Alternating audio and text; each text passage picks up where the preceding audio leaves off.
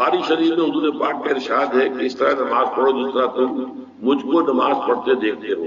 سوال یہ کہ حضور نے کس طرح نماز پڑھی، جبکہ بخاری شریف میں حضور نے رفع یدین کی نماز پڑھی ہے۔ بخاری شریف میں حضور نے رفع یدین کی نماز پڑھی ہے۔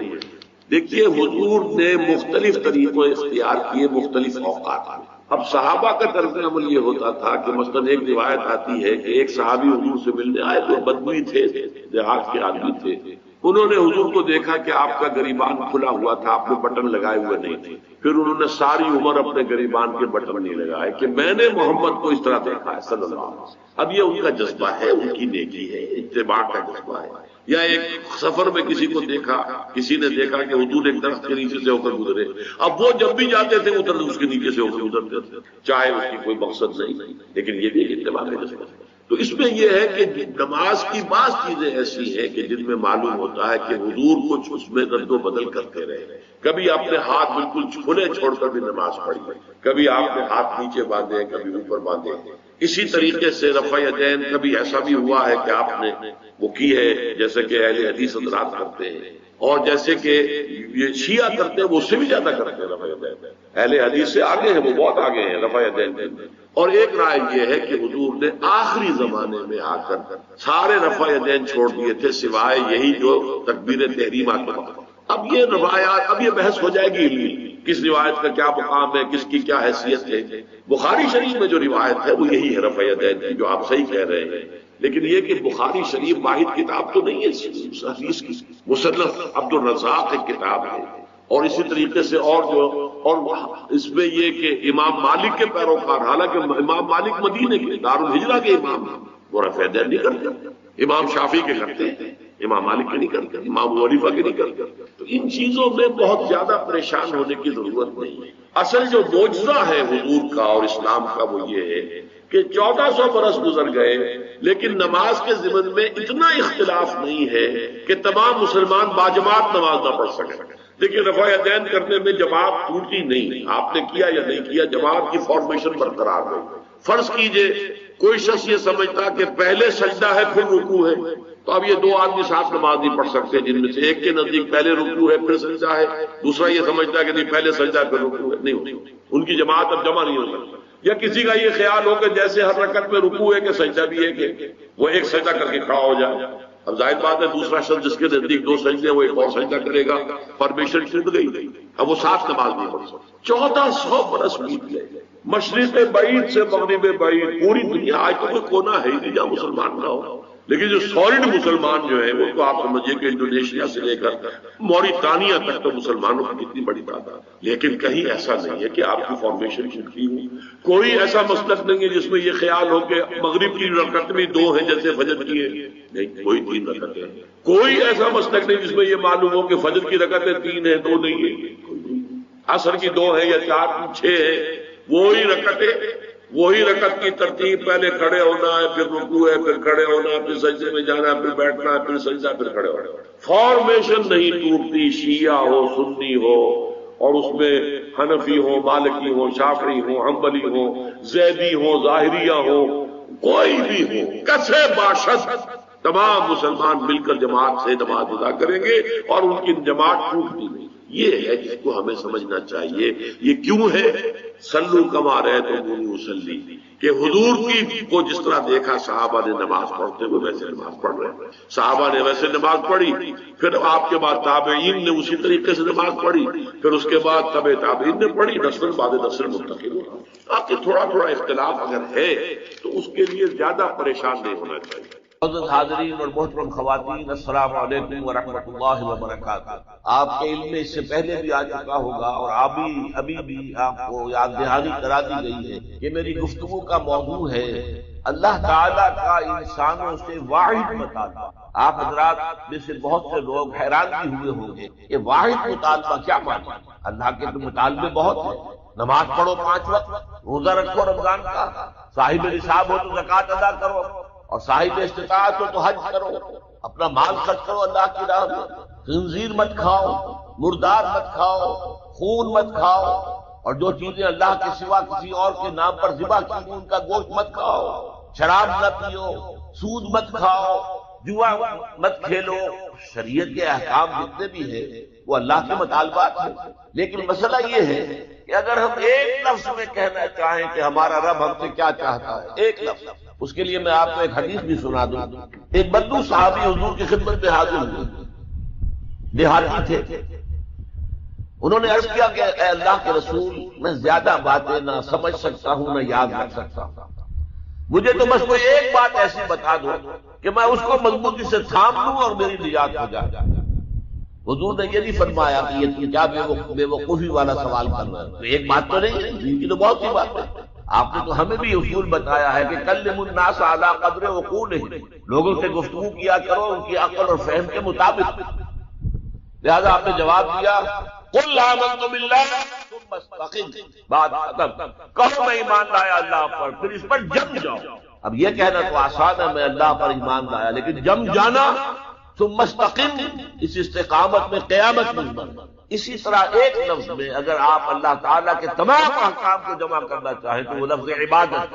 ابھی میں نے سب سے پہلے آپ کو سورہ نوح کی ابتدائی آیت سنائی، اللہ فرماتا ہے انا ارسلنا نوحا الی قومہ، ہم نے بھیجا تھا نوح کو اس کی قوم کی طرف، ان انذر قومک من قبل ان یاتیہم عذاب الیم، کہ اپنی قوم کو خبردار کر دو اس سے پہلے کہ دردناک عذاب آ جائے۔ اس حکم پر عمل کرتے ہوئے حضرت نوح نے کیا کہا، یا قوم اعبدوا اللہ واتقوہ واطیعون، اے میری قوم کے لوگوں اللہ کی عبادت کرو، اس کا تقوی اختیار کرو اور میری اطاعت۔ تو آپ نے دیکھا ہوگا کہ مکی صورتوں میں، سورہ اعراف میں، سورہ یونس میں، سورہ شعراء میں بار بار اولو العزم رسول جو ہے اللہ کے، حضرت نوح علیہ السلام، حضرت ہود علیہ السلام، حضرت صالح علیہ السلام، حضرت لوط علیہ السلام، حضرت شعیب علیہ السلام، حضرت ابراہیم علیہ السلام، حضرت موسیٰ علیہ السلام، حضرت عیسیٰ علیہ السلام، ان سب کی دعوت ایک ہے، یا قوم اعبدوا اللہ ما لکم من الہ غیرہ، اے میری قوم کے لوگوں اللہ کی عبادت کرو، اس کے سوا تمہارا کوئی معبود نہیں ہے۔ کہیں الفاظ آتے ہیں یا قوم اعبدوا اللہ واطیعون، اے میری قوم کے لوگوں اللہ کی عبادت کرو اور میری اطاعت کرو۔ تو ایک لفظ اگر ہے تو عبادت، اسی لیے میں نے آپ کو تیسری آیت سنائی سورہ زاریات، وما خلقت الجن والانس الا لیعبدون، میں نے جنوں اور انسانوں کو نہیں پیدا کیا مگر صرف اس لیے کہ میری عبادت کرو۔ گویا کہ غرض تخلیق آدم، انسانوں کی تخلیق کا مقصد یہ ہے کہ وہ اللہ کی عبادت کرے، کس قدر اہم لفظ ہے۔ اسی کے لیے اس کی ترجمانی کرتے ہوئے کہا تھا شیخ سعدی رحمۃ اللہ علیہ نے، زندگی آمد برائے بندگی، زندگی بے بندگی شرمندگی۔ یہ میں آپ کو بتاؤں گا کہ عبادت کا سب سے بڑا حصہ جو ہے بندگی ہے، غلامی ہے، اطاعت۔ وہ انسان کا مقصد ہے تخلیق عبادت، البتہ اس میں جو بات سمجھنے کی ہے وہ یہ ہے عبادت ہمہ تن، ہمہ وقت، ہمہ وجوہ درکار۔ اللہ کی بندگی، اللہ کی غلامی، اللہ کی عبادت، اس کا تقاضا کیا ہے؟ ہر وقت، ہر آن، ہر لحظہ، ہر معاملے میں اللہ کا حکم مانا۔ اس لیے کہ عبد کہتے تھے غلام کو، آج کل غلامی کا وہ تصور دنیا میں کہیں نہیں۔ غلام اپنے آقا کی ملکیت ہوتا تھا، غلام کو جب چاہے آقا قتل کر دیتا تھا، اس پر کوئی مقدمہ نہیں تھا، نہ 302 کا، نہ 303 کا، نہ 304 کا، کوئی مقدمہ نہیں۔ بالکل ایسے جیسے آپ کی بکری ہو، آپ اس کو ذبح کریں، گوشت کھائیں، بانٹیں اپنے دوستوں، تو کوئی آپ سے پوچھ سکتا ہے بکری کیوں ذبح؟ اسی طرح آقا جو ہے اپنے غلام کو اگر ذبح کرتا تھا تو کوئی اس سے نہیں پوچھتا تھا تم نے کیوں کیا، یہ کہ میرا غلام ہے، میرا غلام تھا، میں نے اس کو ذبح کر دیا۔ اچھا، آج ہمارے ذہن میں سب سے بڑا نقشہ آتا ہے ملازم کا۔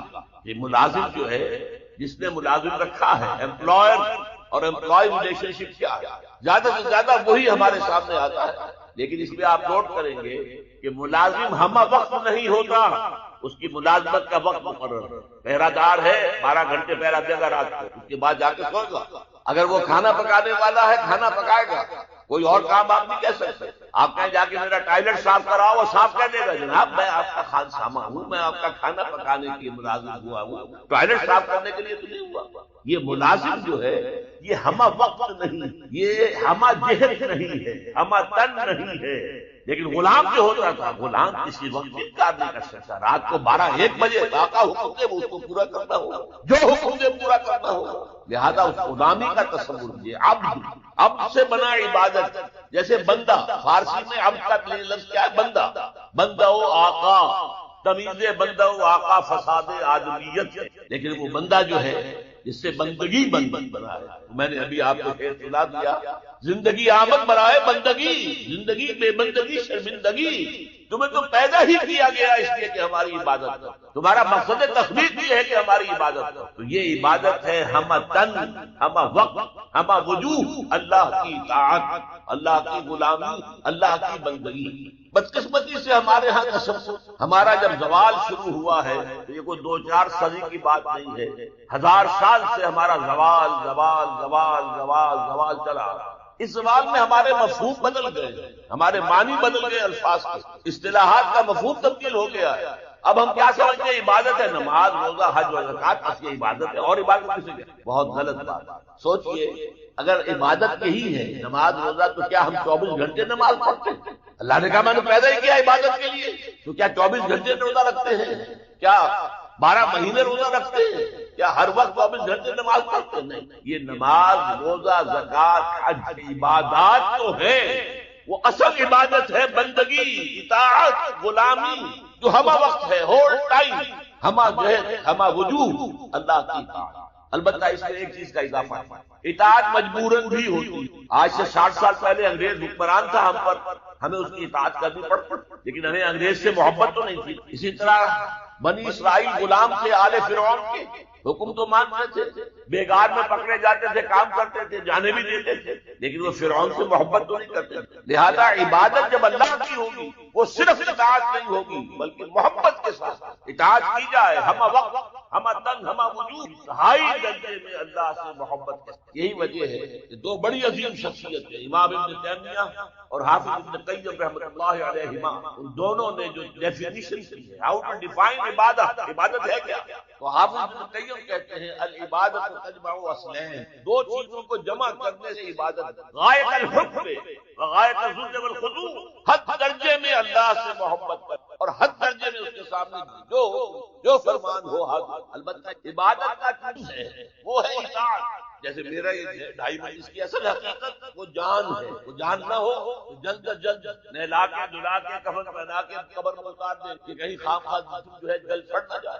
اصل سے جان ہے، جان تو نظر نہیں آتی، نظر تو جسم۔ لہذا اطاعت کا جو جسم ہے وہ ہے عبادت کا جسم ہے، اطاعت وہ نظر آتا ہے۔ اللہ کا حکم نماز پڑھو، نماز پڑھ نظر آتا ہے۔ اللہ کا حکم روزہ رکھو، ہم نے روزہ رکھا تو شام میں ہم کو معلوم ہو گیا کہ اللہ کا حکم زکات دو تو ہم زکات دیں تو پتہ چلتا ہے کہ اللہ کا حکم ہے کہ اگر صاحب استطاعت ہو تو حج کرو، جب ہمیں نظر آتا ہے کہ مطلب۔ لیکن عبادت کا حد درجے کی محبت شامل ہے۔ الا لا ایمان لمن لا محبت له، الا لا ایمان لمن لا محبت له، الا لا ایمان لمن لا محبت له۔ یہ محبت نہیں ہے اس کا کوئی، محبت اللہ کی نمبر 1 اور محبت اس کے رسول کی نمبر 2۔ محبتیں ہوں تو ایمان۔ قرآن میں فرمایا گیا الذین آمنوا اشد حبا للہ، اشد حبا للہ، اشد کا لفظ آپ جانتے ترین، جو واقعی صاحب ایمان ہے وہ شدید ترین محبت کرتے ہیں اللہ کے، اور رسول نے اپنے بارے میں فرما دیا بہت، لا یؤمن احدکم حتی اکون احب الیہ من والدیہ والناس، مومن نہیں ہوتا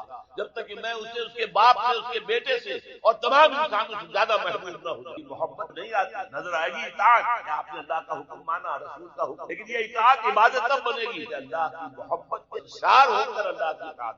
چنانچہ قرآن میں زندہ مثال ہے، جب حضرت موسیٰ علیہ السلام پہلی مرتبہ فرعون کے دربار میں مذاق اڑایا، یہ آیا ہے یہ موسیٰ اور یہ ہارون اس کا بھائی، اور یہ ہم پر حکم چلانا چاہتے ہیں، وَقَوْمُهُمَا لَنَا عَابِدُونَ، حالانکہ ان کی قوم تو ہماری عابد قوم ہے، غلام قوم۔ اب یہاں عبادت کی کیا معنی ہے؟ بنی اسرائیل وہ بادشاہ کی پرستش نہیں کرتے تھے لیکن بادشاہ کی اطاعت کرنے پر مجبور تھے، اطاعت کرتے تھے۔ اس کو اس نے کہا وَقَوْمُهُمَا لَنَا عَابِدُونَ، کی قوم جو ہے وہ تو ہماری عابد ہے، عبادت گزار ہے، ہماری غلام ہے، ہماری اطاعت شعار ہے، وہ کیا پہنچتا ہے ہماری دلوں میں؟ فرعون کا لفظ ہے، آپ اسے لے آئے۔ اللہ کا لفظ کی ملاقات میں موسیٰ علیہ السلام نے جب دعوت، فرعون نے طنز الم نربک فینا ولیدا، فرعون اے موسیٰ تم وہی نہیں ہو جس سے ہم نے اپنے گھر میں پالا پوسا؟ اللہ تعالیٰ کے موسیٰ کو دریائے نیل میں ڈال دیا تھا. وہ محل کے پاس سے گزر رہا تھا کہ وہاں کچھ عورتیں دریا پر آئی ہوئی نہانے, تابوت جو تھا اور اتنے خوبصورت, یہ فوراً سمجھ میں آ گیا تھا یہ کوئی اسرائیلی بچوں کے بارے میں حکم تھا کہ فوراً اگر لڑکا ہو لڑکی ہو. یہاں حضرت آسیہ تھی بنی اسرائیل نے کہا فرعون لاتا قرۃ اعین کی ملک, دیکھو ہمارے ہاں اولاد میرے اور تمہارے لیے آنکھوں کی, لہذا اللہ تعالیٰ نے ایک جگہ تاہم احسان حضرت موسیٰ پر وَأَلْقَيْتُ عَلَيْكَ مَحَبَّةً مِّنِّي, میں نے موسیٰ تم پر اپنی محبت کا پرتو ڈال دیا تھا. ایسی محبت خدا بند, ایسا اس کا جذبہ ابھرا. لوگ محل میں پلے, اس کے بعد فرعون کو تک اولاد نہیں تھی, بعد میں اولاد ہو گئی. جو بعد میں اولاد ہونے والا جو ہے پیدا ہو وہ حضرت موسیٰ کو اپنا بڑا بھائی تھا. تو حضرت موسیٰ کو جب تانا دیا الم نربک فینا ولیدا, اے موسیٰ تم وہی نہیں جس سے ہم نے بچپن میں پالا پوسا تھا, ہمارے ٹکڑوں پر پلے اور آج ہمارے منہ کو آ رہے ہو. اس کا جواب دل کا نعمتها علی ان عبدت بنی اسرائیل, بڑا احسان کیا کہ مجھے اپنے گھر میں پال دیا اور میری ساری قوم کو غلام بنا رکھا ہے. ان عبدت بنی اسرائیل, یہاں بھی لفظ عبادت, تو لفظ عبادت کا پہلا اطلاق اطاعت ہے. البتہ اس کی روح جو ہے وہ محبت, روح نظر نہیں آئے گی جسم نظر آئے گا. لہذا عبادت کا جسم اطاعت, اللہ کی اطاعت ہمہ تن ہمہ وقت ہمہ وجود, اور اللہ کی اطاعت کا راستہ اللہ کے رسول کی بمصطفیٰ برسان کی اشراء کے دی ہمہ, اگر بہون رسیدی تمام بول حبیب, اپنے آپ کو مصطفیٰ صلی اللہ علیہ وسلم میں پہنچا دو. اگر وہاں تک نہیں جاؤ گے یہ سب بولہبی ہے, باقی ساری باتیں اس کا اسلام سے کوئی تعلق, اور حضور کی حدیث کی بات لا یؤمن احدکم حتی اکون احب الیہ من والدہ وولدہ والناس اجمعین, ہو ہی نہیں سکتا جب تک کہ تمام انسان یہاں تک کہ اپنے کہ جو توبہ کرے اور تجدید ایمان کرے یا ایمان لائے. اگر پہلے کافر تھا تو ایمان لائے گا, اور اگر پہلے مسلمان تھا لیکن یہ کہ یہ گناہ سرزد اس سے ہوا کہ گویا کہ ایک طرح کے کفر میں وہ داخل ہو گیا تھا, ایمان حقیقی سے محروم ہو گیا تھا, تو گویا کہ تجدید ایمان کر الا من تاب وآمن وعمل عملا صالحا, اور پھر اس کا عمل تبدیل ہو جائے, عمل درست ہو جائے, غلط کام کو فی الواقع چھوڑ دے. فاولئک یبدل اللہ سیئاتہم حسنات, تو یہ وہ لوگ ہیں کہ اللہ تعالیٰ ان کی برائیوں کو بھلائیوں سے بدل دے گا. یہ بات جو ہے بہت بلند ہے, اس میں اللہ تعالیٰ کی طرف سے وعدہ جو ہو رہا ہے کہ فاولئک یبدل اللہ سیئاتہم حسنات وکان اللہ غفورا رحیما ومن تاب وعمل صالحا. پھر دوبارہ تکرار کے ساتھ یہ بات آ چکی ہے, جو توبہ کرے اور پھر عمل اچھا کرے فإنه يتوب إلى الله متابا, تو وہ ہے جو حقیقت میں توبہ کرتا ہے اللہ کی جناب میں جیسے کہ توبہ کرنی چاہیے, عمل میں کوئی تبدیلی نہ ہو. اور توبہ کی تسبیح ہوتی کہ میں استغفر اللہ ربی من کل ذنب واتوب الیہ, آپ نے 10 تسبیحیں کر دی, 1000 مرتبہ کہہ لیا, یہ سب زیرو ہے اللہ کی نگاہ. ذکر کا ثواب مل جائے گا کہ اتنا وقت آپ نے اللہ کا نام لیا ہے, اللہ کا ذکر کیا ہے, اس کا ثواب تو ملے گا, لیکن یہ توبہ نہیں ہے. اس سے کسی گناہ کی معافی کا کوئی سوال نہیں, اس سے برائیوں کے بھلائیوں میں بدلنے کا کوئی امکان نہیں, اس سے اس کی سزا سے بچنے کی کوئی سبیل نہیں. کہ 3 جو سب سے بڑے بڑے گناہ ہیں, والذین لا يدعون مع اللہ الہا آخر, وہ لوگ کہ جو اللہ کے ساتھ کسی اور الہ کو پکارتے نہیں, کسی اور سے دعا نہیں کرتے. ولا يقتلون النفس التي حرم اللہ الا بالحق, نہیں انسانی جان کو قتل کرتے ہیں جسے کہ اللہ نے محترم قرار دیا ہے مگر حق کے ساتھ, یعنی کوئی قانون کی دفعہ ان کے اوپر لاگو ہو جائے تو بات دوسری ہے. قتل عمد کے قصاص میں قتل ہوگا, یا یہ کہ زنا اگر شادی شدہ مرد یا عورت کرتے ہیں ان کی سزا جو ہے وہ رجم ہے, جو قتل کی ایک بہت ہی شدید شکل ہے, یا مرتد کی سزا قتل ہے, اور یا پھر یہ ہے کہ کافر کو قتل کیا جا سکتا ہے جو حربی جس کے ساتھ جو جنگ ہے وہ ڈکلیئرڈ. ان 4 صورتوں کے علاوہ کسی انسان کو کسی حالت میں کسی جذبے کے تحت قتل کرنا جائز نہیں ہے, حرام مطلق. یہ ہمارے ہاں جو عزت کے نام پر آنر کلنگز جو ہو رہی ہوتی ہے, یہ سب کے سب جو ہے جرم ہے اسلام کی نگاہ میں. کسی کو یہ حق حاصل نہیں ہے کہ اس طرح سے اپنے ہاتھ میں قانون. لیکن اس کے بعد فرمایا تھا کہ جو لوگ یہ کام کرتے ہیں تو پھر یہ ہے یلقا اثاما, وہ اس کی پاداش بھگت کر رہے ہیں. یضاعف له العذاب یوم القیامہ, ان کے لیے قیامت کے دن عذاب دگنا کر دیا جائے گا, بڑھا دیا جائے گا. وَيَخْلُدْ فِيهِ مُهَانًا, اور وہ رہیں گے اس میں ہمیشہ نہایت ذلت کے ساتھ رسوا ہو کر. إِلَّا مَنْ تَابَ وَآمَنَ وَعَمِلَ عَمَلًا صَالِحًا, اس میں استثناء ہے. اب سورۃ تحریم میں خاص طور پر ایک خاص جو پس منظر ہے اس کے اعتبار سے یہ آیت آ رہی ہے, یا ایھا الذین آمنوا توبوا الی اللہ توبۃ نصوحا, اے وہ لوگوں جو ایمان لائے ہو, اے ایمان کے مدعیوں دعوے داروں, توبہ کرو اللہ کی جناب میں، لیکن وہ توبہ خالص ہونی چاہیے، توبۃ نصوحا۔ اس سورہ مبارکہ کے پس منظر کو نوٹ کیجئے تو اس میں ایک خطائے اجتہادی کہہ لیجیے حضور سے ہو گئی تھی صلی اللہ علیہ وسلم، اگرچہ وہ خطا جانب خیر میں تھی، اچھے کام کے لیے تھی، برے کام کے لیے نہیں تھی، کہ آپ نے اپنے ازواج مطہرات کی دل جوئی کے لیے ایک شے جو اللہ کی طرف سے آپ کے لیے حلال تھی اس کو استعمال نہ کرنے کی قسم کھا، تو اس پر حضور کو روکا گیا، یا ایھا النبی لم تحرم ما احل اللہ لک تبتغی مرضات ازواجک، اے نبی کیوں آپ اپنے اوپر حرام ٹھہراتے ہیں وہ شے جو اللہ نے آپ کے لیے حلال قرار دیے؟ کیا آپ اپنی بیویوں کی رضا جوئی کے لیے ایسا کر رہے ہیں؟ واللہ غفور رحیم، اللہ غفور ہے، رحیم ہے، اللہ نے آپ کی اس خطا سے درگزر کیا ہے، لیکن قد فرض اللہ لکم تحلۃ ایمانکم، اللہ تعالیٰ نے راستہ تمہارے لیے کھول دیا ہوا ہے کہ ایسی قسموں کو کھولا جا سکتا ہے، جس کے لیے کہ سورہ مائدہ کے اندر کفارہ دے دیا گیا ہے۔ تو گویا کہ حضور کو یہاں حکم دیا جا رہا ہے کہ آپ اپنی اس قسم کا کفارہ دیجیے، قسم کا، اور یہ جو قسم ہے اس کو کھول دو۔ نمبر 2 پہ پھر 2 ازواج مطہرات کا معاملہ آیا ہے کہ حضور نے ایک راز کی بات کہی ایک زوجہ محترمہ سے، لیکن انہوں نے وہ راز جو ہے وہ دوسری زوجہ محترمہ کو پہنچا دیا جن میں زیادہ آپس میں قریبی تعلق تھا، تو گویا کہ یہ بھی ایک طرح سے خیانت ہو گئی، اس لیے کہ راز جو ہے وہ تو ایک امانت ہوتا ہے، اور خاص طور پر عائلی زندگی میں میاں بیوی کے درمیان کے جو معاملات ہوتے ہیں وہ تو بہت ہی رازداری پر مبنی ہوتے ہیں، اس لیے ان میں سے کوئی چیز جو ہے جس کو خاص طور پر کہا گیا ہو کہ یہ ایک راز کی بات ہے کہ تم سے کہہ رہا ہوں، کسی اور سے کہنا نہیں ہے، تو اس میں جو غلطی ہوئی ہے وہ بھی ایک بڑی غلطی تھی حضرت عائشہ صدیقہ رضی اللہ تعالی عنہا ان کی۔ تو ان دونوں کے پس منظر میں پھر تیسری بات آئی کہ اہل ایمان اگر تم غافل ہو اپنے اہل و عیال کی طرف سے اس اعتبار سے کہ ان کا کردار کیسا بن رہا ہے، وہ اللہ کے بندے ہیں یا کوئی غلطیاں کر رہے ہیں، خطا کر رہے ہیں، تو دیکھو یہ تم ان کے ساتھ جو ہے وہ محبت نہیں کر رہے، عداوت کر رہے ہیں، اس لیے کہ تمہاری اس نرمی، تمہاری اس شفقت اور ان محبت کے اندر اس درجے بڑھ جانا کہ اس میں اللہ تعالیٰ کے جو حرام کردہ امور ہیں ان میں بھی تم ملوث ہو جاؤ، تو یہ گویا کہ در حقیقت تم اپنے آپ سے بھی دشمنی کر رہے ہو اور ان سے بھی دشمنی کر رہے ہو، اپنے آپ سے دشمنی کر رہے ہو کہ تمہاری عاقبت خراب ہوگی، ان سے دشمنی کر رہے ہو کہ ان کی اگر تربیت غلط ہو جائے گی تو گویا کہ وہ جہنم کا نوالا بنا۔ اب اس 3 چیزوں کے پس منظر میں فرمایا جا رہا ہے یا ایھا الذین آمنوا توبوا الی اللہ توبۃ نصوحا، اے ایمان والو، اے ایمان کے دعوے دارو، اللہ کی جناب میں توبہ کرو، لیکن توبہ خالص نصوحا۔ پہلی بات تو یہ جانیے، میں نے بھی یہ یقیناً پہلے بھی عرض کیا ہوگا لیکن دہرانے میں کوئی حرج نہیں ہے، عربی زبان میں یہ 2 الفاظ بہت قریب ہیں، آبا یعوب اوبن اور تابا یتوب توبن یا توبتن۔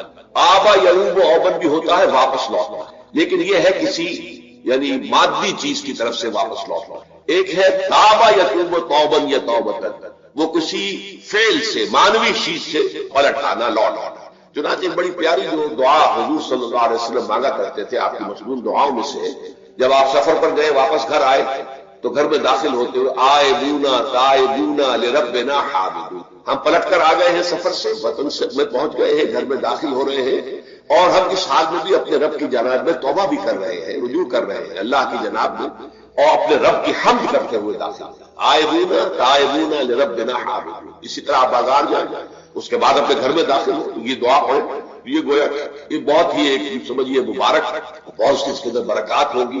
تو اس میں بھی لفظ آبا یعوب اوبن تابا یتوب توبن، یہ دونوں کے بہت قریب آ گئے، آئبونا تائبونا لربنا حامدون، توبوا الی اللہ۔ اب الہ کو نوٹ کیجیے، یہ توبہ کا لفظ بھی بہت سے ایسے الفاظ میں سے عربی زبان کے، جیسا کہ اس سے پہلے ہم دیکھ چکے ہیں کہ ایک لفظ ہے رغبہ، رغبہ رغبت، رغبت جس اردو میں ہم بولتے ہیں، رغبہ الہ ہوگا تو کسی شے کی طرف رجحان ہونا، اس کی طرف پیدا ہو جانا، اس کی خواہش پیدا ہو جانا، اور رغبہ عن ہوگا تو کسی چیز سے متنفر ہو جانا، دور ہٹ جانا، دور چلے جانا۔ ورب ایک ہی ہے، پریپوزیشن کی چینج سے بالکل برعکس نتیجہ نکلا ہے۔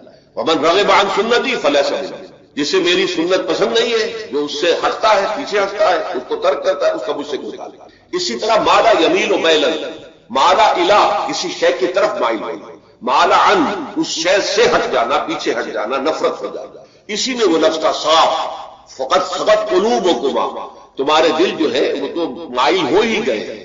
سغا بھی الہ ہوگا اس کے معنی کسی شے کی طرف مائل ہو جانا، عن ہوگا تو کسی شے سے متنفر ہو جانا۔ تو وہاں میں عرض کر چکا تھا لقد سغت قلوبکما، تو اے نبی کی دونوں بیویوں، تمہارے دل تو یقیناً اللہ کی طرف مائل ہو چکے ہیں، توبہ کی طرف مائل ہو چکے ہیں، لیکن زبان سے یہ کہتے ہوئے کہ حضور معاف کر دیجیے غلطی ہو گئی ہے، اس میں ذرا حجاب آ رہا ہے، ظاہر بات ہے شوہر اور بیوی کے درمیان جس طرح کا تعلق ہوتا ہے تو اس میں یہ کہ بسا اوقات اپنی غلطی کو واضح الفاظ میں تسلیم کرنے میں کچھ ہچکچاہٹ سی ہوتی ہے، تو وہ ایک کیفیت تھی کہ تمہارا دل تو مائل ہو چکا ہے لیکن یہ کہ تم ذرا زبان سے بھی کہو، اقرار کرو۔ اسی طریقے سے یہ لفظ توبہ ہے، توبہ الہ ہے، کسی کی جناب میں توبہ کرنا۔ جب اللہ تعالیٰ کی طرف توبہ کا لفظ آئے گا تو توبوا الی اللہ توبۃ نصوحا، اللہ کی جناب میں توبہ کرو۔ اور جب اللہ تعالیٰ توبہ کرتا ہے، یہ لفظ جو ہے دو طرف استعمال ہوتا ہے، تواب بندہ بھی ہے، تواب اللہ بھی ہے۔ اللہ تواب ہے، بہت توبہ کا قبول کرنے والا، بندہ تواب ہے، بہت زیادہ توبہ کرنے والا۔ وہ حدیث میں آپ کو سنا چکا ہوں، کل بنی آدم خطاؤون وخیر الخطائین التوابون، تمام بنی آدم نہایت خطا کار ہیں، گناہ گار ہیں، غلطیاں ہوتی ہیں، خطائیں ہوتی ہیں، لیکن ان خطا کاروں میں بہتر لوگ وہ ہیں جو بہت توبہ کرنے والے، رجوع کرتے ہیں، پلٹتے ہیں، ان میں پشیمانی پیدا ہو جاتی ہے اور وہ اللہ تعالیٰ کی جناب میں رجوع کرتے ہیں، تو وہ تواب ہے، بہت زیادہ توبہ کرنے والے۔ لیکن اللہ کی جناب میں توبہ جب بندہ کرتا ہے تو وہ الہ آئے گا، تابہ الہ، اس نے توبہ کی اللہ کی جناب میں۔ اللہ توبہ کرتا ہے یعنی اللہ تعالیٰ جو ہے اپنی نظر شفقت اور نظر رحمت جو پھیر دی تھی اس نے کہ ایک بندے نے گناہ کیا ہے، میرے حکم کی جو ہے خلاف ورزی کی ہے، معصیت کا ارتکاب کیا ہے، تو اللہ تعالیٰ اپنی رحمت اور شفقت کی نگاہ اس سے ہٹا جائے۔ لیکن جب بندہ توبہ کرتا ہے تو پھر اللہ تعالیٰ بھی رجوع فرماتا ہے اور اپنی شفقت اور رحمت اور مغفرت کے ساتھ بندے کی جانب متوجہ ہو جاتا ہے۔ لیکن وہاں تابہ اعلیٰ آئے گا، تم علینا اے پروردگار ہماری توبہ کو قبول فرما، وہ اعلیٰ کے ساتھ آئے گا۔ ہم جب توبہ کریں گے تو وہ الہ کے ساتھ آئے گا۔ تو یہاں فرمایا توبوا الی اللہ، اللہ کی جناب میں توبہ کرو، پلٹو، رجوع کرو، اور توبۃ نصوحا، خالص توبہ۔ اس کی جو وضاحت تھوڑی سی میں ابھی کر چکا ہوں کہ خالص توبہ سے مراد کیا ہے۔ یہ نہیں کہ بس توبہ کی ورد ہو رہا ہے اور توبہ جو ہے وہ اس کے کلمات زبان سے ادا کیے جا رہے ہیں۔ بعض لوگ ہیں وہ جو آیت کریمہ ہے اس کا 1.25 لاکھ کا ہو رہا ہے، ورد ہو رہا ہے، کتنا ہو رہا ہے، اس کی تسبیح پڑھ رہے ہیں، اس سے کچھ نہیں ہوتا جب تک کہ دل کے اندر گناہ سے نفرت پیدا نہ ہو جائے، حقیقی پشیمانی نہ ہو کہ یہ مجھ سے بہت غلط حرکت سرزد ہوتی رہی ہے، پختہ ارادہ نہ ہو کہ آئندہ یہ کام نہیں کروں گا یا کروں گی، اور یہ کہ بالفعل میں اس کام کو چھوڑ دو۔ یہ 3 شرطیں کم سے کم ہیں ان چیزوں میں کہ جو حقوق اللہ میں سے اللہ تعالیٰ کے حقوق، ان میں کوتاہی ہوئی ہے، ان میں غلطی ہوئی ہے، ان میں انسان نے کسی معصیت کا ارتکاب کیا ہے، تو 3 شرط۔ حقیقی پشیمانی نمبر 1، جس کے لیے میں نے اقبال کا شعر آپ کو سنایا تھا جو بالکل نوجوانی کے دور میں انہوں نے کہا تھا، اور کسی اب میں نام بھول رہا ہوں کہ بہت بڑے شاعر تھے، استاد تھے، اساتذہ، استاد الشعراء، انہوں نے کہا تھا کہ میاں صاحبزادے اس عمر میں، اور یہ شعر اس قدر اونچا شعر ہے کہ موتی سمجھ کے شان کریمی نے چن لیے قطرے جو تھے میرے عرق انفعال کے۔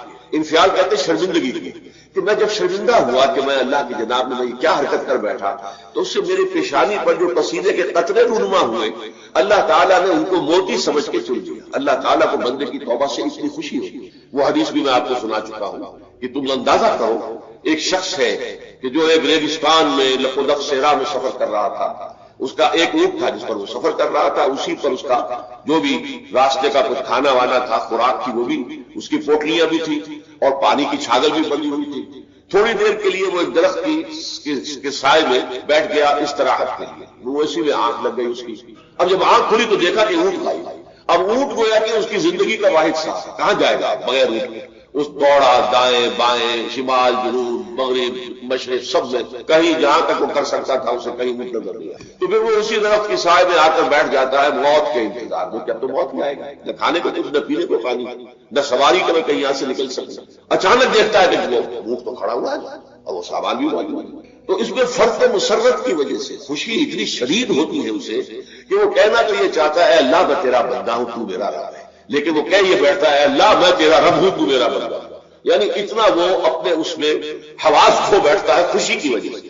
اتنی ہی خوشی ہوتی ہے اللہ تعالیٰ کو اپنے کسی گناہ گار بندے کی توبہ سے۔ اب آپ اندازہ کیجیے، یہ ہے جو تشبیہ حضور صلی اللہ علیہ وسلم نے توبہ کی عظمت کے لیے بیان کیا۔ تو اس کے حوالے سے میں آپ کو فلسفے کے طور پر بھی بتا چکا ہوں کہ بہت بڑی غلطی جو ہے، جیسے ان دونوں صورتوں کا جو مرکزی مضمون میں نے بتایا تھا کہ خاندانی زندگی میں 2 انتہائی کیفیات پیدا ہوتی ہیں، یا میاں بیوی کی موافقت نہیں ہو رہی تو آخری حد ہے طلاق، یا یہ ہے کہ اتنی محبت ہو گئی ہے کہ محبت کی وجہ سے شریعت کی حدود کے اندر رد و بدل ہو رہا ہے، تو پہلے کے موضوع کے اوپر سورہ طلاق ہے اور دوسرے موضوع کے اوپر سورہ تحریم. تو طلاق کے معاملے میں بھی عیسائیوں سے جو بہت زیادہ غلطی، بہت بڑی سرزد ہوئی وہ یہ ہے کہ حضرت عیسیٰ نے یہ فرمایا تھا کہ جو شخص اپنی بیوی کو طلاق دیتا ہے گویا کہ ناحق، وہ گویا کہ اس سے زنا کرواتا ہے. یعنی یہ کہ طلاق ہو گیا اس کو، اب وہ بیچاری جو ہے وہ بے شوہر کے ہے، عام طور پر مطلقہ سے کوئی شادی نہیں کرتا، تو اب اس کے فتنے میں مبتلا ہونے کا امکان موجود ہے، وہ زناکاری پر آمادہ ہو سکتا ہے. تو جس شخص نے اسے غلط طلاق دی تھی در حقیقت وہ ذمہ دار ہوگا اس زناکاری کا جو وہ کر رہے ہیں.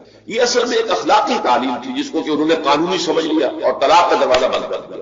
حالانکہ شریعت موسوی میں طلاق کا راستہ کھلا تھا جیسے شریعت محمدی میں کہ اگر کوئی صورت ایسی ہے کہ مزاج نہیں مل رہا ہے تو ٹھیک ہے، علیحدہ ہو جاؤ، سیپریشن کا راستہ کھلا ہوا. اگرچہ اللہ کو حلال چیزوں میں سب سے زیادہ ناپسند طلاق ہے، اللہ چاہتا یہی ہے کہ یہ بندن بن جائے تو مزہ رہے ساری بات. لیکن یہ کہ یہ بھی نہیں ہے کہ گھر کے اندر چف چف ہوتی رہے، چپکلش چلتی رہے، گھر کے اندر چین نہ رہے، راحت نہ رہے، باہمی اعتماد نہ ہو اور پھر بھی وہ بندن بنا رکھا جائے، اس کا کوئی فائدہ نہیں. تو قانون ہوتا لیکن اخلاقی تعلیم یہ تھی، جیسے حضور نے فرمایا ابغض الحلال عند اللہ الطلاق. لیکن ساتھ ہی میں نے وہ حدیث بھی آپ کو سنا دی کہ جو شخص اپنی بیوی کی جو بھی اس کی روش ہے اس سے سخت نالا ہے، شکایتیں کرتا پھرتا ہے دوسروں سے، طلاق نہیں دیتا، تو اللہ تعالیٰ اس کی دعا سنتا ہی نہیں کہ جب میں نے تمہاری جو راستہ کھلا ہوا تھا وہ تم اختیار نہیں کرے. یہی معاملہ در حقیقت عیسائیوں نے اس حد تک بڑھایا کہ حضرت آدم اور حوا سے جو خطا ہو گئی تھی وہ خطا جو ہے وہ تو ہر انسان دنیا میں جو آتا ہے تو خطا کار ہے، وہ اپنے آبا و اجداد، اپنے اماں حوا اور اپنے ابا آدم کی خطا لے کر اپنے ساتھ پیدا ہو رہا ہے، تو گناہ گار ہے. Man is sinful from the very birth. اب اس کا کیا علاج ہو؟ تو اس کا علاج ڈھونڈا کہ اللہ نے اپنا اکلوتا بیٹا زمین پر بھیج کر اور اسے ان لوگوں کی طرف سے کفارہ بنا لیا کہ جو ہمارے اس بیٹے پر ایمان لائے. یہ سارا عقیدہ بنائے فاصل علی الفاصل کیوں ہوا کہ توبہ کے بارے میں تصور ان کا غلط لگا. اللہ قرآن مجید نے واضح کیا کہ غلطی تو ہوئی تھی حضرت آدم و حوا سے، شیطان کے بہکانے میں آ گئے تھے، لیکن یہ کہ پھر انہوں نے توبہ کی، اللہ نے تاب علیہ، اللہ نے اس کی توبہ قبول فرما لی.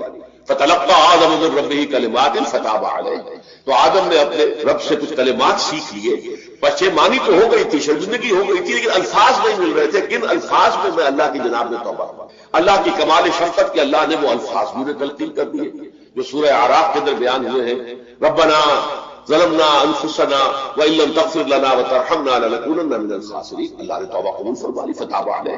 اب جو بچہ پیدا ہو رہا ہے نسل آدم کا وہ کوئی اپنے جد امجد جو ہے حضرت آدم اور حضرت حوا کے گناہ کی کوٹ لے کر نہیں آتا ہے، وہ تو کل مولود یولد علی الفطرہ، فطرت اسلام پر پیدا ہوتا ہے. تو توبہ کی در حقیقت جو عظمت اور حقیقت ہے ہمارے دین میں، اس کو نہ سمجھنے سے بھی بہت بڑی غلطیاں لوگوں سے ہو جاتی ہے. تاریخ انسانی میں اتنی بڑی بڑی غلطیاں ہو گئی. طلاق کے معاملے میں بھی عیسائیوں نے پھر یہ کیا کہ سوائے اس کی کوئی شکل نہیں ہے کہ بیوی زناکار ہو تو پھر تو طلاق ہو جائے گی، سیپریشن ہو جائے گی. لہذا جو طلاق دینا چاہتے تھے وہ ایسے مواقع پیدا کرتے تھے کہ بیوی زنا کرے، یا یہ کہ جھوٹی گواہیاں فراہم کرتے تھے زناکاری کی اور پھر اس سے چھٹکارا حاصل کرتے تھے. اس کے بغیر چھٹکارا حاصل کرنے کی کوئی شک نہیں تھی. اس میں بڑے بڑے افسانے جو ہیں وہ مغربی لٹریچر کے اندر آپ کو ملیں گے کہ عورت سے نجات پانے کے لیے انہیں پھر یہ کرنا پڑتا کہ جھوٹے طور پر جھوٹا الزام تہمت لگا کر اس کے اوپر زنا کا الزام ثابت کرے، یا یہ ہے کہ اسے واقعتاً خود ایسے حالات میں ڈال دے کہ وہ زانیہ بن جائے اور پھر اس سے نجات پائے.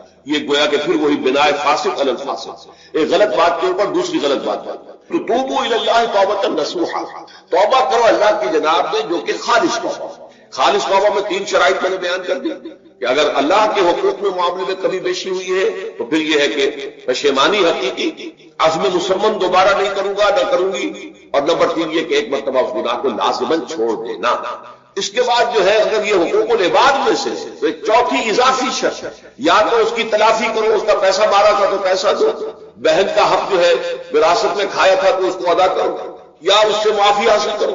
یا پھر ایک شکل ہو سکتی ہے کہ اگر وہ فوت بھی ہو گیا ہے، کوئی شکل نہیں ہے، اس کی طرف سے صدقہ و خیرات کرتے رہو، اللہ یہ میں کر رہا ہوں اس کے حساب سے اس کو جمع کر دیں، اور میری جو کوتاہی تھی اس کو معاف فرما دیں، اس کو جو ہے وہ ڈیبٹ کریڈٹ ہو جائے گا.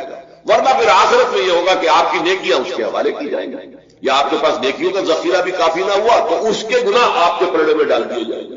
اور اسی کو حضور نے فرمایا کہ میری امت کا اصل مفلس وہ ہے. آپ نے پوچھا اتدرون من المفلس، آپ لوگ جانتے ہیں کہ مفلس کون ہوتا ہے؟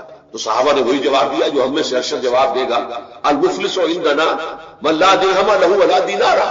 ہمارے نزدیک ہم مسلم اس کو کہتے ہیں جس کے پاس درہم و دینار نہیں ہے، روپیہ پیسہ نہیں ہے. حضور نے فرمایا نہیں، میری امت کا مفلس وہ ہوگا جو قیامت کے دن حاضر ہوگا بہت سی نمازوں کی وہ پنڈ لے کر آئے گا، وہ گٹھڑی لے کر آئے گا، گٹھڑا لے کر آئے گا، اور روزوں کا اور اس کا اور حجوں کا اور عمروں کا، لیکن فقط شتم ھذا واکل مال ھذا، اس نے مال کھایا تھا فلاں کا حرام طریقے سے، فلاں کو گالی دیتی تھی، فلاں پر تہمت لگائی تھی، حقوق العباد کے اندر جو ہے اس کی عزت پر حملہ کیا گیا، وہ سارے مدعی جمع ہو جائے گا۔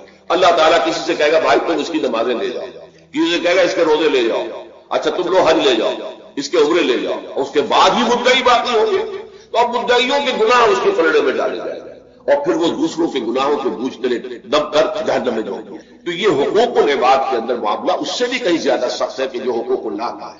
اللہ تو بڑا غفور ہے، رحیم ہے، اس کے اندر وہ رعایت بھی کرے گا، لیکن حقوق العباد کا معاملہ اللہ کہہ دے گا یہ میرا معاملہ ہے ہی، یہ تمہارا آپس کا معاملہ ہے، تمہیں اس میں تو جو بھی ہے لین دین کر کے ہی معاملہ چکانا ہوگا، دے دے کر معاملہ ہوگا، اس کے بغیر نہیں۔ تو توبوا الی اللہ توبۃ نصوحا عسى ربکم ان یکفر عنکم سیئات، ممکن ہے، عسى اصل میں امید دلانے کے لیے ہوتا ہے، شاید کہ ایسا ہو جائے، لیکن جب اللہ کی طرف سے یہ لفظ آتا ہے تو یہ یقینی معنی، یقینی وعدہ، اللہ کا وعدہ ہے، اگر تم یہ توبہ نصوح کرو گے تو اللہ کا وعدہ ہے تم سے کہ وہ تم سے تمہاری برائیوں کو دور کر دے گا۔ یہ تکفیر کے لفظ کو بھی سمجھ لیجئے، کفر کا اصل معنی ہے چھپا دینا، دبا دینا، اسی لیے گناہ کا کفارہ ہوتا ہے۔ آپ سے گناہ ہو گیا، آپ نے کفارہ دے دیا تو گناہ چھپ گیا، دب گیا، اس کے اثرات زائل ہو گئے، وہ آپ کے نامہ اعمال سے اس کو ختم کر دیا، یہ ہے کفارہ۔ کفارہ کفار جمع ہے کافر کی، کافر جو ہے وہ حق کو چھپاتا ہے، اللہ کی دعوت جو دی جا رہی ہے اس کو دباتا ہے، تو اس معنی میں وہ کافر انکار کرتا ہے۔ لیکن یہ کہ ایک کفران نعمت ہے، کسی نے آپ پر احسان کیا ہے اور آپ اس کا احسان نہیں مان رہے، آپ کے لیے دل میں اس کے لیے کوئی احسان بندی کے جذبات پیدا نہیں ہوئے، تشکر کا جذبہ پیدا نہیں، یہ کفران نعمت ہے۔ تو تکفیر اس کو بھی کہتے ہیں، تکفیر سے بھی کہتے ہیں مسلمان امت میں سے کسی کو نکال دیں، اس لیے کہ وہ بنیادی عقائد میں علیحدہ ہو گیا ہے، تو یہ پرجنگ ہے، یہ بھی تکفیر ہے۔ تو تکفیر اعمال کیا ہے کہ برے اعمال کو دھو دے گا تمہارے نامہ اعمال سے، بل اور نمبر دو تمہارے دامن کردار سے بھی دھو دے گا، جو غلطیاں تمہارے اوپر چلی آ رہی تھی اتنے عرصے تک تم کرتے رہے ہو، تمہارا کردار جو ہے اس سے مقدر ہو گیا ہے، اس کے اندر جو ہے خرابی پیدا ہو گئی ہے، تو اللہ اس کو بھی دھو دے گا۔ تو دنیا میں بھی تکفیر کا اثر ہوگا کہ انسان کی اصلاح ہو جائے گی، اس کی سیرت و کردار جو ہے صحیح رخ پر آ جائیں گے، اور آخرت میں یہ ہے کہ اس کا جو اعمال نامے میں جو گناہ درج تھا وہ وہاں سے صاف کر دیا جائے گا، محو کر دیا جائے گا۔ یہ تکفیر دو گناہ ہے، اور اس میں جو ہم سورہ الفرقان میں پڑھ کر آئے ہیں وہ اس سے بھی اگلی بات ہے، اولئک یبدل اللہ سیئاتہم حسنات، جہاں گناہ کا اندراج تھا وہاں اب نیکی کا اندراج ہو جائے گا، تمہاری سیرت و کردار میں جو گناہ کا پہلو تھا وہ اب نیکی کے پہلو میں بدل جائے گا۔ یہ تکفیر گویا کہ دنیا میں بھی اور آخرت میں۔ عسیٰ ربکم، امید ہے اور اللہ کا وعدہ ہے کہ وہ تم سے تمہاری برائیوں کو دور کر دے گا۔ مطلب یہ کون انسان ہے جو برائی سے بالکل پاک ہے؟ کل بنی آدم خطاؤون وخیر الخطائین التوابون۔ توبہ کرو، توبہ نصوح کرو، اللہ تعالیٰ دھو دے گا، تمہارے دامن کردار سے بھی داغ اور دھبے صاف کر دے گا، اور تمہارے اعمال نامے سے۔ وَيُدْخِلَكُمْ جَنَّاتٍ تَجْرِي مِن تَحْتِهَا الْأَنْهَارُ، اور تمہیں داخل کرے گا ان باغات میں جن کے نیچے یا جن کے دامن میں ندیاں بہتی ہوں گی۔ یوم لا یخزی اللہ النبی والذین آمنوا معہ، وہ دن کے جس دن اللہ رسوا نہیں کرے گا نہ نبی کو اور نہ ان کو جو ان کے ساتھ ایمان لائے۔ ان کے ساتھ ایمان لانے، ظاہر بات ہے انبیاء کے رسوا ہونے کا تو کوئی سوال ہی نہیں، یہاں اس کا ذکر جو ہے وہ تو صرف بطور تذکرہ کر دیا گیا، ورنہ اصل کیا ہے جو نبی کے ساتھ ایمان لائے۔ اور نبی کے ساتھ ایمان لانے والوں میں درجہ اول کے لوگ وہ ہیں جو صحابہ کرام، جو حضور کے زمانے میں تھے، حضور کے ساتھ دیا انہوں نے اپنے جان و مال سے حضور کے مشن کو تقویت پہنچائی، جہاں حضور کا پسینہ گرا وہاں اپنی خون کی ندیاں بہا دی، اپنی جانیں دے دی، تو وہ ہے اولین۔ لیکن اللہ تعالیٰ ہمیں بھی ان میں شامل کرے، اس لیے کہ جیسے کہ سورہ بقرہ کی جو آخری سے پہلی آیت ہے اس کے اندر بیان فرمایا گیا کہ آمن الرسول بما انزل الیہ من ربہ والمؤمنون، ایمان لائے رسول محمد صلی اللہ علیہ وسلم اس چیز پر کہ جو ان کے اوپر ان کے رب کی طرف سے نازل کی گئی، اور ایمان لائے صاحب ایمان، وہ صاحب ایمان سب کے سب شامل ہوں گے۔ تو قیامت کے دن اللہ تعالیٰ رسوا نہیں کرے گا، یوم لا یخزی اللہ النبی والذین آمنوا معہ، جس دن کے اللہ تعالیٰ رسوا نہیں کرے گا نہ اپنے نبی کو صلی اللہ علیہ وسلم اور نہ ہی ان کو کہ جو ان کے ساتھ ایمان لائے۔ اور یہ آخرت کی رسوائی جو ہے بہت بڑی رسوائی ہے، دنیا کی رسوائی انسان جو ہے اس کو بہت ہلکا سمجھے، آخرت کی رسوائی بہت بڑی ہے۔ پوری خلق خدا جہاں جمع ہوگی، پوری انسانیت جمع ہوگی، تمام آدم سے لے کر آخری انسان تک جمع ہوں گے، اور وہاں اگر رؤوس الاشہاد ہمارا پردہ چاک کیا جائے، ہمارے گناہوں کو جو ہے اعلان کیا جائے، تو کتنی بڑی رسوائی ہوگی۔ اسی لیے یہ دعا مانگتے رہنا چاہیے، اللہم ربنا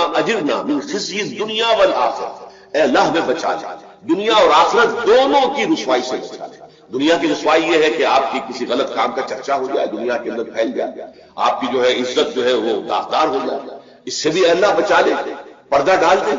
جیسے کہ حضور نے لفظ استعمال کیا، اللہ یتغمدنی ربی برحمتہ، اللہ یہ کہ میرا پروردگار مجھے اپنی رحمت کی چادر تلے ڈھانپ لے۔ اللہ تعالیٰ دنیا میں بھی ہمیں ڈھانپے رکھے اور آخرت میں بھی ڈھانپ لے۔ تو یہ خزی دنیا والآخرہ، اے اللہ ہمیں دنیا کی بھی رسوائی سے بچائے رکھ اور آخرت کی رسوائی سے بھی بچا لے۔ بارک اللہ لی ولکم فی القرآن العظیم